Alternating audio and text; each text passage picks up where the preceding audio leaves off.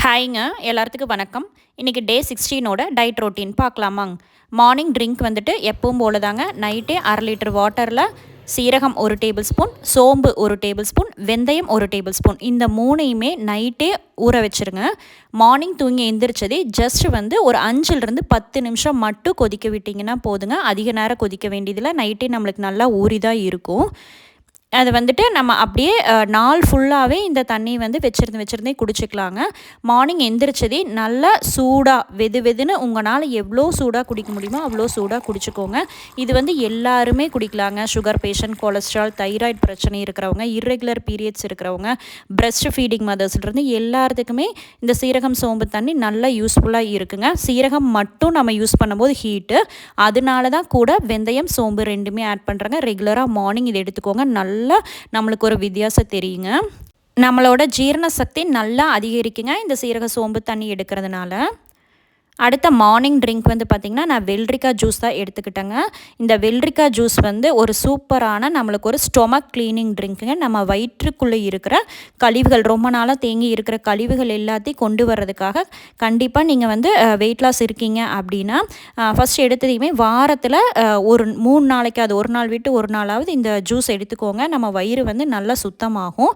நான் வந்து அரை வெள்ளரிக்காயை குட்டி குட்டியாக கட் பண்ணி சேர்த்துட்டு புதினா இலைகள் வந்து ஒரு கைப்பிடி சேர்த்துக்கோங்க. இஞ்சி ஒரு துண்டு, லெமன் அரை லெமன் பிழிஞ்சு விட்டுக்கோங்க. ஒரு பிஞ்ச் அளவு சால்ட்டு போட்டுக்கோங்க. அல்சர் பிரச்சனை இருக்கிறவங்க புதினா இலையும் இஞ்சியும் கொஞ்சமாக சேர்த்துக்கோங்க. ஒரு 1/4 டம்ளர் தண்ணி விட்டு நல்லா நைஸாகவே அரைச்சி எடுத்துக்கலாங்க. அப்படியே குடிக்கிறனாலும் குடிச்சிக்கலாம், இல்லை வடிகட்டி குடிச்சிக்கலாங்க. இந்த ட்ரிங்க் வந்து ஒரு சூப்பரான ட்ரிங்க்குங்க நம்ம ஸ்டொமக்கை க்ளீன் பண்ணுறக்கு. வெள்ளரிக்காயில் வந்து பார்த்திங்கன்னா அதிகமான நார்ச்சத்து இருக்கிறனால நம்மளுக்கு வந்து கான்ஸ்டிபேஷனை தடுத்து நல்லா வயிறு ஃப்ரீயாக இருக்கிறதுக்கு யூஸ் ஆகுங்க. நம்மளுக்கு வந்து நல்ல டைஜஷனும் நல்லாயிருக்கும் இந்த மாதிரி வெள்ளரிக்காய் ஜூஸ் எடுக்கிறனால.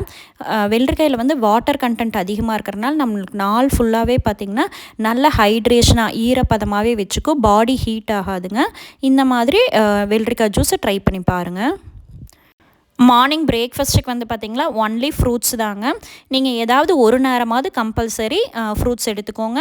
மார்னிங் எடுத்துக்கோங்க, இல்லை நைட் டின்னருக்கு எடுத்துக்கோங்க. நான் வந்து பப்பாயா தான் ஒரு 400 கிராம்ஸ் ஒரு பவுல் ஃபுல்லாக எடுத்துக்கிட்டேங்க. அது பப்பாயா வந்து கலோரி லோங்க, நார்ச்சத்து அதிகம் உள்ளது ஃப்ரூட்ஸு.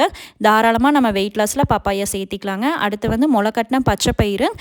அது வந்து நம்ம முளைக்கட்டின பச்சைப்பயிறு பச்சையாக எடுக்கும்போது ஒவ்வொருத்தருக்கு கேஸ் ப்ளோட்டிங் ஆகுங்க, வயிறு கொடக்குடன்னு சவுண்டு வரும். அதுக்காக தான் இந்த ஏதாவது ஒரு ஃப்ரூட்ஸ், மாதுளம்பழமோ ஆப்பிளோ பழமோ சேர்த்து பச்சைப்பயிறு எடுத்துக்கோங்க. ஹேர் க்ரோத்துக்கு ரொம்ப நல்லதுங்க. நட்ஸ் வந்துட்டு ஊற வச்ச தண்ணியை ஃபுல்லாக ட்ரெயின் பண்ணிடுங்க. பாதாமில் தோல் உரிச்சிருங்க. அதில் ஆசிட் கண்டென்ட் இருக்குது. அப்போ தான் ஜீரண சக்தி அதிகரிக்கிறதுக்காக அந்த தண்ணியை ட்ரெயின் பண்ணிவிட்டு நட்ஸ் எடுத்துக்கோங்க. பப்பாயா வந்து கலோரிஸ் ரொம்ப லோங்க, நார்ச்சத்து அதிகம் உள்ளது, டைஜஷனுக்கு நல்லா யூஸ் ஆகுங்க. அடுத்து வந்து மிட் மார்னிங் ஸ்நாக்ஸுக்கு வந்து பார்த்திங்கன்னா நான் வந்து கரும்பு சாறு தான் எடுத்துக்கிட்டேங்க. கடையில் வாங்கிட்டு வந்தது தான். இந்த சுகர் கேன் ஜூஸ் வந்து வெயிட் லாஸில் தாராளமாக எடுக்கலாங்க. சுகர் கேன் கரும்பு வந்துட்டு நம்மளோட பித்த லெவலை குறைக்குங்க. இப்போ நம்ம நைட்டு வந்து தூங்கி எந்திரிச்சதே நம்ம உடம்புல பித்தை வந்து ஜாஸ்தியாக தான் இருக்கும். அதை குறைக்கிறதுக்காக நீங்கள் இந்த மாதிரி கரும்பு ஜூஸ் கூட ஒரு 10:30 11 இஞ்சி லெமனெல்லாம் போட்டு எடுத்துக்கலாங்க. அதுக்கப்புறம் அது கூடவே நான் ஒரு கொய்யாப்பழம் எடுத்துக்கிட்டேன். சிகப்பு கொய்யாங்க. கொய்யாப்பழம் நீங்கள் வந்து ரெகுலராகவே 2-3 கூட எடுத்துக்கலாம். கான்ஸ்டிபேஷன் ப்ராப்ளம் இருக்காது. அடுத்த லஞ்சுக்கு வந்து பார்த்திங்கன்னா ஒன்லி காய்கறிகள் மட்டும்தாங்க. எந்த விதமான ரைஸும் எடுக்கலாம்.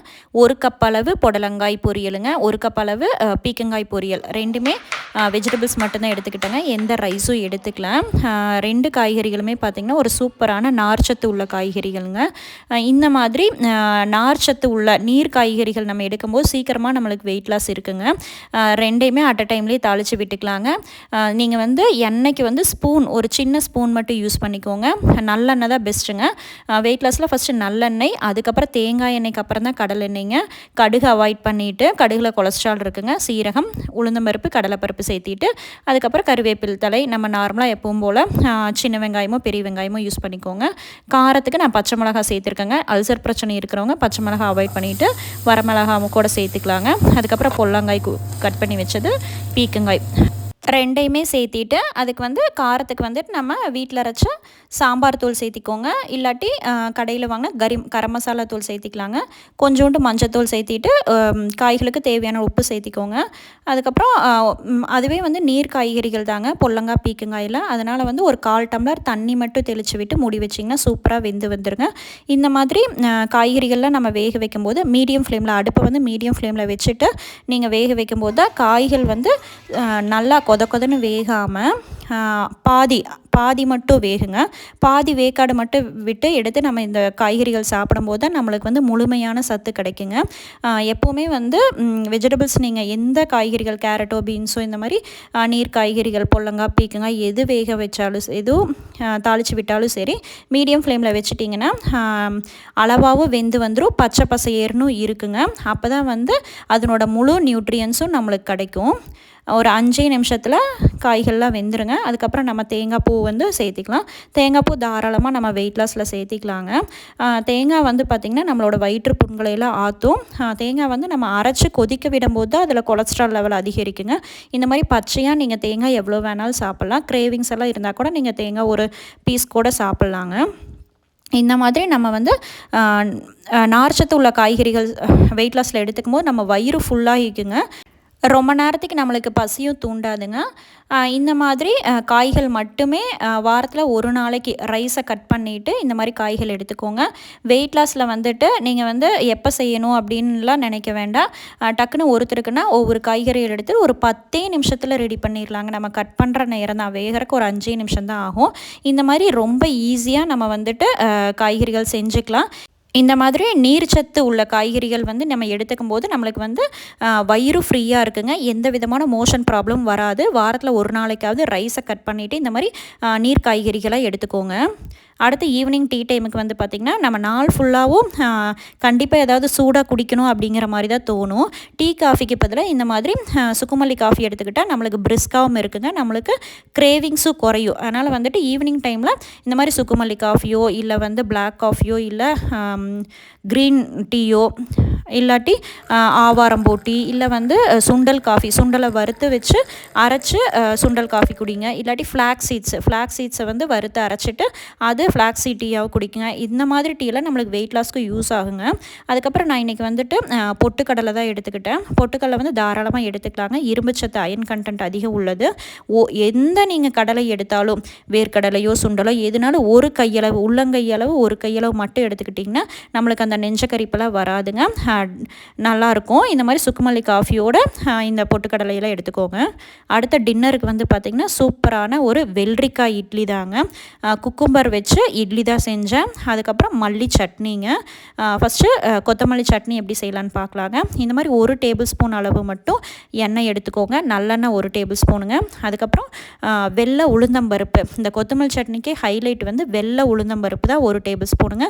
வேர்க்கடலை 1 டேபிள் ஸ்பூன். இந்த ரெண்டுமே மீடியம் ஃப்ளேமில் வச்சு நல்லா செவக்க வணக்கிக்கோங்க. எவ்வளோ தூரம் செவங்க வணங்குதோ அப்போ தான் இந்த சட்னி டேஸ்ட்டாக இருக்குங்க. இந்த ரெண்டும் நல்லா, நான் வந்து வறுத்த வேர்க்கடலை தான் யூஸ் பண்ணிட்டேன்.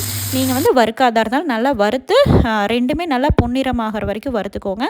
20 சின்ன வெங்காயம், 2 பச்சை மிளகாய், நான் வந்து புளிப்புக்காக 2 தக்காளி சேர்த்துருக்கேங்க. இந்த சட்னிக்கு நான் புளி சேர்க்கல, அதனால் 2 தக்காளியுமே கொஞ்சம் மீடியம் சைஸாகவே எடுத்துக்கிட்டேன்.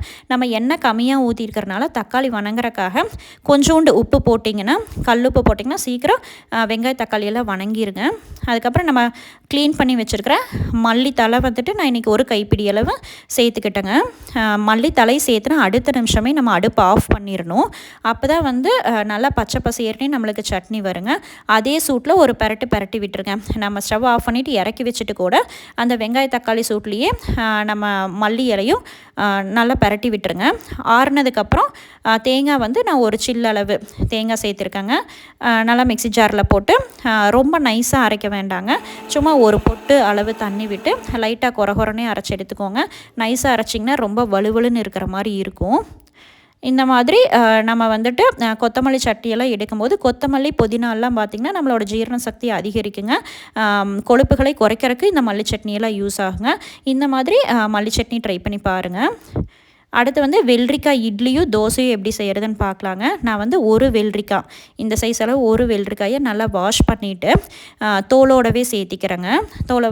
மிக்ஸி ஜாரில் குட்டி குட்டியாக கட் பண்ணி போட்டிங்கன்னா நல்லா சீக்கிரமாகவே நம்மளுக்கு அரைச்சி வந்துடும். இந்த மாதிரி நம்ம வெள்ளரிக்காய் கட் பண்ணி போட்டுக்கோங்க. இந்த வெள்ளரிக்காய் வந்து குழந்தைகள்லாம் சாப்பிட மாட்டாங்க. நம்மளுக்கே ஒருத்தருக்கு வெள்ளரிக்காய் பிடிக்காது. இந்த மாதிரி வெள்ளரிக்காய் இட்லியோ தோசையோ செய்யும்போது நம்ம வெள்ளரிக்காய் சேர்த்திக்கலாங்க. வெள்ளரிக்காயில் நார்ச்சத்து அதிகம், கலோரிஸ் ரொம்ப கம்மிங்க. ஒரு சொட்டு தண்ணி கூட ஆட் பண்ணாமல் வெள்ளரிக்காயை அரைச்சி எடுத்துக்கோங்க. கொஞ்சம் கூட தண்ணியை ஆட் பண்ண வேண்டாங்க. வெள்ளரிக்காயே நல்லா நீர் காய்கறிங்க, நீர் உள்ளதுங்காட்டி நல்லா அதுவே அரைவிட்டுருங்க. நான் வந்து நார்மலான இட்லி தோசை மாவு தான், இட்லி அரிசி ப்ளஸ் கருப்புளுந்து சேர்த்துன மாவு தான் அரைச்சி வச்சுருந்ததில் அந்த அரைச்ச வெள்ளரிக்காயை சேர்த்துக்கிட்டேங்க. அந்த வெள்ளரிக்காய் ஜூஸை நம்ம சேர்த்தும் போதே மாவு கொஞ்சோண்டு தண்ணியாட்ட தாங்க வரும். ஆனால் இட்லி மாவு நல்லா கெட்டியாக இருக்கணும். கெட்டியாக இருக்கிற இட்லி மாவுக்குள்ளே நம்ம அரைச்சி வச்ச வெள்ளரிக்காய் ஜூஸை கலந்துக்கோங்க. கொஞ்சோண்டு தண்ணியாக இருக்கிற மாதிரி தான் இருக்கும், ஆனால் இட்லி நல்லா வந்துடும். நார்மலாக நம்ம இட்லி வேக வைக்கிற மாதிரி தான் 5-7 நிமிஷம் வேக வச்சு எடுத்துக்கோங்க. நம்ம வந்து எடுக்கும்போது பார்த்திங்கன்னா கொஞ்சம் அந்த வெள்ளரிக்காயில் இருக்கிற நீர் தன்மை கொஞ்சம் கொதகொதப்பாக இருக்கிற மாதிரி தாங்க இருக்கும். ஆனால் ஆறுனதுக்கப்புறம் சரியாயிரும். சூப்பராக செம்ம டேஸ்ட்டாக இருக்குங்க. வெள்ளரிக்காய் வந்து நம்ம ராவாக சாப்பிட முடியாதவங்க இந்த மாதிரி சாப்பிட்டு பாருங்களேன், செம்ம டேஸ்ட்டாக இருக்கும். நம்மளுக்கு கலோரிஸும் ரொம்ப அதிகரிக்காதுங்க. வெள்ளரிக்காயும் எடுத்துக்கிட்ட மாதிரி இருக்கும், நல்லாயிருக்கும். இந்த மாதிரி ட்ரை பண்ணிக்கோங்க. ஃபஸ்ட்டு சூடாக இருக்கும்போது லைட்டாக அந்த பிசுப்பு இருக்கிற மாதிரி தாங்க இருக்கும், ஆனால் ஆறுச்சுன்னா சரியாயிரும். நார்மலான இட்லி, நம்ம அரிசி இட்லி சாப்பிட்றதுக்கு பதிலாக இந்த மாதிரி வெள்ளரிக்காய் இட்லி செஞ்சு பாருங்கள், செம்ம டேஸ்ட்டாக இருக்குங்க. நான் வந்து 3 இட்லியும் கொத்தமல்லி சட்னியோட நைட் டின்னர் ஃபினிஷ் பண்ணியாச்சுங்க. தோசையும் சூப்பராக வருங்க. இட்லியை விட தோசை தான் செம்மையாக வந்துச்சு. இட்லி பிடிக்காதுன்னா கூட நீங்கள் இந்த மாதிரி வெள்ளரிக்காய் தோசை ட்ரை பண்ணிக்கலாம். நல்ல ஓட்டையாக சூப்பராக வந்துச்சுங்க. நீங்கள் தண்ணி மட்டும் ரொம்ப ரொம்ப தண்ணி விட்டு அரைச்சிடாதீங்க. நல்லா இட்லி மாவு கெட்டியாக இருக்கணும். ஒரு சொட்டு தண்ணி கூட விடாமல் வெள்ளரிக்காயை மிக்ஸி ஜாரில் அரைச்சி சேர்த்து இந்த மாதிரி இட்லி தோசை ட்ரை பண்ணிக்கோங்க. இந்த மாதிரி நல்லா ஓட்டையாக சூப்பராக இருக்குங்க, செம்ம டேஸ்ட்டாக இருக்குது. கண்டிப்பாக நம்ம குட்டீஸ் எல்லாம் வெள்ளரிக்காய் ஒருத்தருக்கு பிடிக்காது, சாப்பிட மாட்டாங்க. இந்த மாதிரி நீங்கள் ட்ரை பண்ணி பாருங்கள்.